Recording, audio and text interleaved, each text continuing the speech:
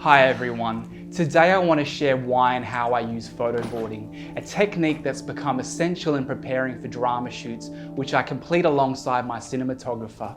I'll break down some examples from my feature film He Ain't Heavy and 2 short films I directed to highlight the specific benefits of this approach. We all have our own ways of planning and visualizing shots, whether it be storyboarding, shot listing, or animatics. In this video, I'll walk you through my photoboarding process and explain how it supports every stage of a film's production, from scripting and pre-production to the shoot and post-production.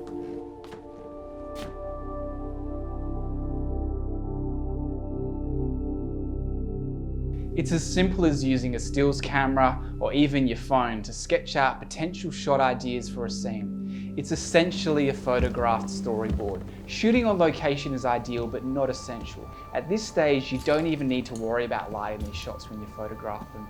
It's just going to take too long. You want to be focused on story and angles. The photo boards will serve as a handy reference for the cinematographer to map out lighting and schedule the best times of day to shoot. So here's 3 reasons to photoboard.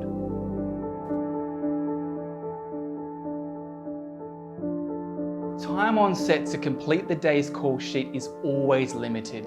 As a director, you'll want to maximize your time for creativity, to elevate the material, collaborate with your team, and make spontaneous discoveries while workshopping scenes with the cast.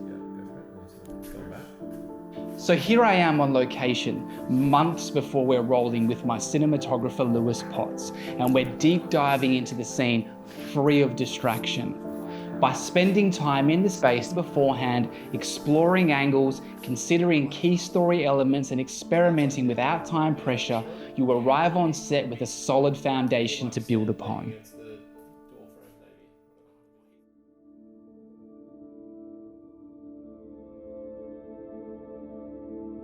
As a director in pre-production, it's crucial to communicate your vision to the crew as effectively and efficiently as possible. Reference materials are invaluable for this, and photoboards provide essential guidance across departments.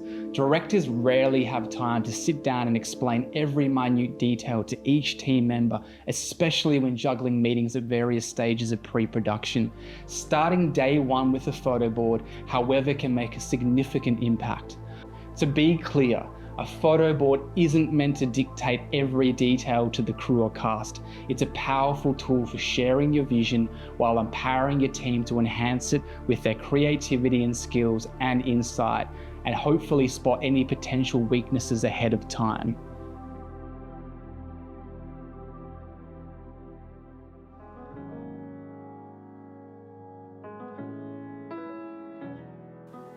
Editing your photoboard to match the rhythm you envision for the film gives you an invaluable preview of its flow.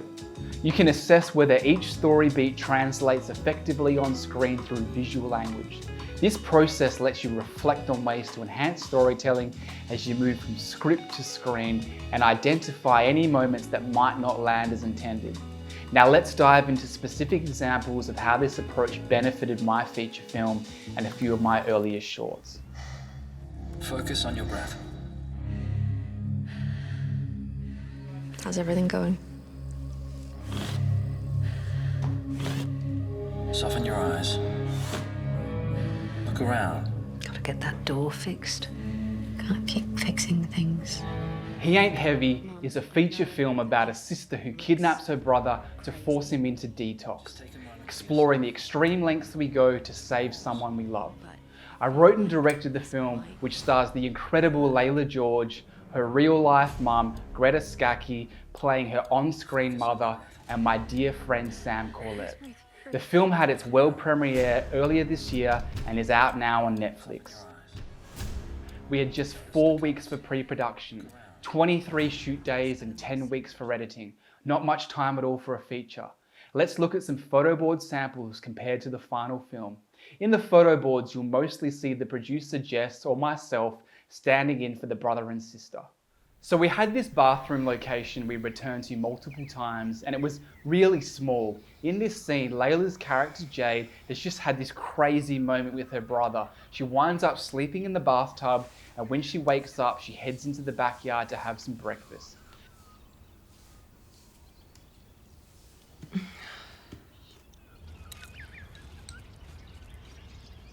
Initially, we considered having her exit through the bathroom door as seen in the photo board. However, it quickly became clear that in such a small space, our best option for a wide shot would be consistently from this angle. Since we had several scenes set in this location, Lewis, the cinematographer, suggested the top-down shot that ultimately made it into the film. This is a straightforward example of the benefits of reflecting with the aid of a photo board on angles and locations in advance.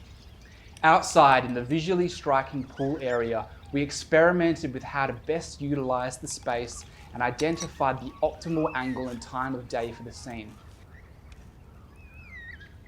In the photo board, we explored the character moving around the pool. However, at this point in the story, it just didn't feel true to her state of mind. She was still convincing herself that she was in control, so pacing around didn't suit the moment. That's an example of experimenting with what you imagine is the cool cinematic version of the shot, but understanding that camera position should be motivated by story and theme. Her in isolation, trying to hold on to the task at hand was what was important.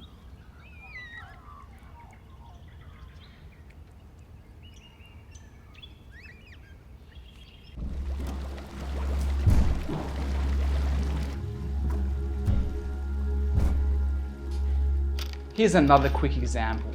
Max, Jade's brother, whom she has locked up, kicks his way through a vent and punches through a small hole in the bathroom wall. He's about to escape and Jade needs to find something to reinforce the hole. In the script and as originally planned, as seen in part of the photo board, Jade runs into the back room, searches the house, finds an old security door on the floor, grabs a drill and some nails from a drawer and runs back to secure the wall.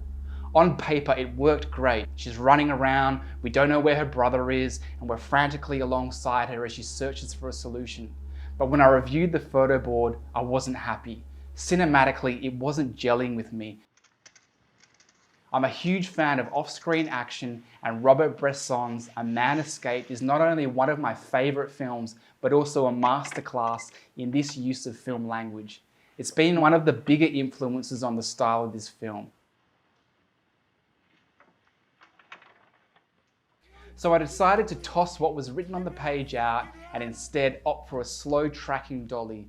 This choice encourages the audience to lean into the moment rather than be spoon-fed all the information. It's funny, revisiting the script, her first action was to even grab a broom, try to push him back with the handle, leading to a crazy tug of war.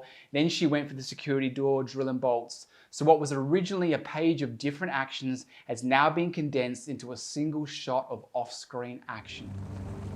Here's one last example from a really old short film called We Were Here, which is also on this channel.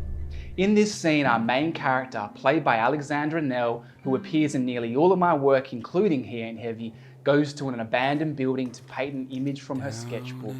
We only had a couple of days to shoot due to actor availability, so we had to know exactly where and what time we would shoot each scene.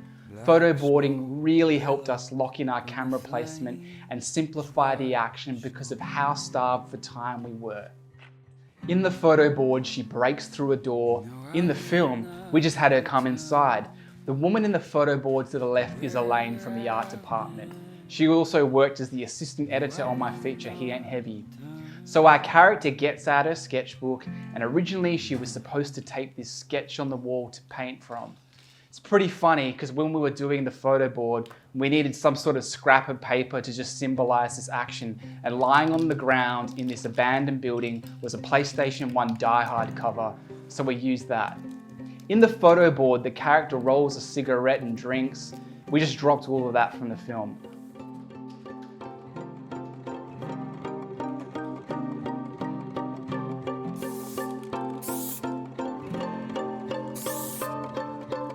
Finally, when they're painting, they hear a sound and voices in the distance, and they decide to go and investigate. Photoboarding was essential for this film. It was a last-minute decision to enter a competition, so we had one pre-production meeting in a park, did the photoboarding, shot the film in 2 days, and finished post in under a week.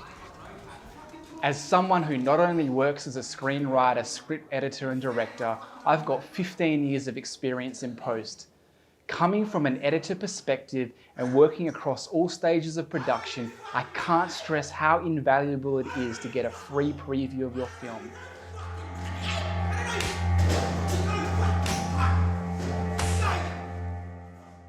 For the feature film He Ain't Heavy, we were low budget and we managed to get an edit we were testing with audiences, which is reasonably close to the final film, within 2.5 weeks, which is pretty insane speed-wise. And for this I credit the editor Ant and assistant Elaine, but also photoboarding and script development.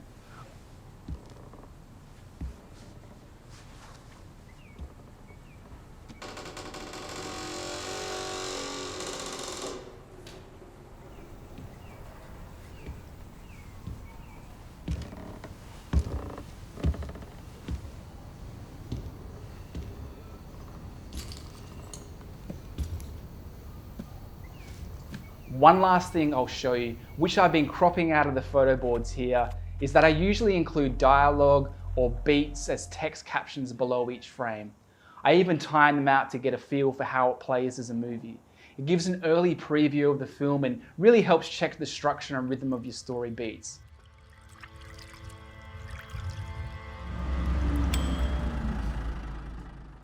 So that's my spiel on photoboarding. While I've used examples where the photoboard and final film are fairly similar, it can wildly deviate on the day or in planning, just like the hallway shot. That's why photoboarding helps you sit with your ideas and live in the creative process. I want to end by repeating an earlier point. A photoboard isn't just a series of frames to tick off during the moment.